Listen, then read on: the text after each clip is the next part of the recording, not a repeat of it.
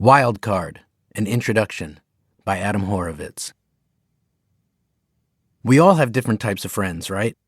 There's the one that's kind of an asshole, but fun to be around once in a while. Fun to get drunk and talk shit with, but you never actually call on them for physical or emotional help because they're just unreliable and kind of an asshole. Or there's the friend you see once in a while and it's a nice hangout and you're always like, I should spend more time with that person, but for some reason, you don't. Then there's that true friend, the one you'd be on the phone with forever, the one that helps you move or meets you at the hospital or has a permanent spot on their couch for you just in case you ever need it. Those types of friends are rare, we all know. But there's an even rarer friend, the one that gets you motivated, the one that not only gets themselves going and doing great things, but says, we should all get together and do this, and then does it.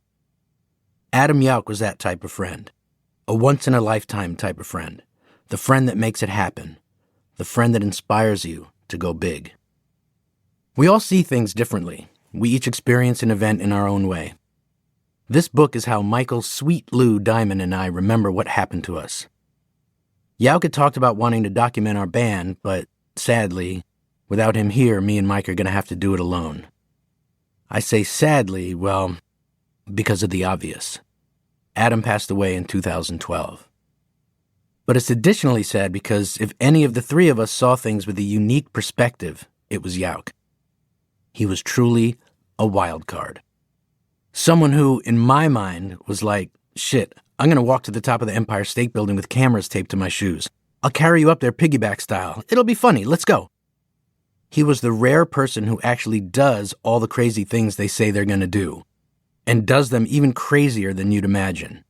For instance, Yauch got into snowboarding in the late 80s. He met some other people that were into it and would go snowboarding with them. But not like how a regular person would do it. He met someone who knew someone in Alaska, and this person in Alaska would fly them to the top of an unsnowboarded-on mountain in a helicopter.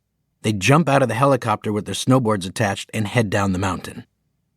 That's a crazy thing to even dare yourself to think of, let alone say you're going to do, or have done. The first time we went to Australia was in 1992. To me, Australia was a foreign land. Not only had I never been there, I don't think I'd ever met anyone who was Australian. What happens there? I had no idea. The flight took like 16 hours, and when we arrived, we went through customs and all that stuff. We got outside, exhausted from the flight, and a little nervous about being in a new place so far away from home. I just wanted to get to either a bed or a cup of coffee. As we left baggage claim and headed out to find a taxi, Yauch tells us that he met someone on the flight, and they had some friends who were all meeting up to go snowboarding somewhere hours and hours of more traveling away. And since our first show wasn't for a couple days, he was going to cut out and hang out with these people for a bit and see us all at sound check before the show. Wait, what? At that point in my life, I'd like to think of myself as a spontaneous kind of person. But this was a little too next level. I just did not understand this behavior.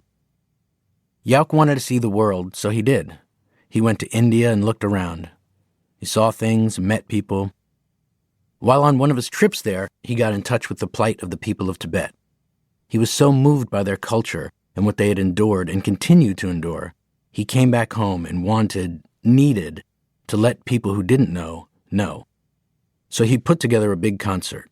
Not just a show, but a fucking massive benefit concert in Golden Gate Park in San Francisco. And that was just the start. He ended up having a bunch of these shows all over the world. Huge concerts in baseball stadiums with huge bands like U2. Yeah, he could get in the door and on the snowboard helicopter in Alaska because he was famous. But not many people can rally so many others to work for free. Especially for some weirdo cause like nonviolence. Passion and compassion. Yauch had him. Yauch, Mike, and I have spent more time with each other than with our own families. Really. When we were kids, all we do is hang out with each other and do stuff. Dumb kid stuff. Like doing nothing all day. And when we got serious about being a band and writing and recording music, we'd meet basically every day, 5 days a week, to work. And on weekends, we just hang out together anyways because, you gotta eat, right? So add those days up for 35 years, and that's a lot of getting to know someone. So, like, when it comes to my friend the rapper Mike D, I know him. Like, basically everything. I know what sounds he makes when he eats. He mumbles to himself and hits the spoon against his teeth. I know the exact and precise time to say something fart-related that will make him spit up his food or drink. Every time. I kind of always know what he's going to say next, and he knows me just the same. He knows I'm always running late. He knows I have terrible BO because I haven't bathed in a while.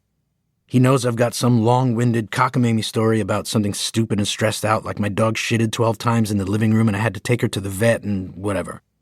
Everything. But Adam Yauch, a puzzle, a conundrum, a labyrinth of ideas and emotions, an enigma, a wild card.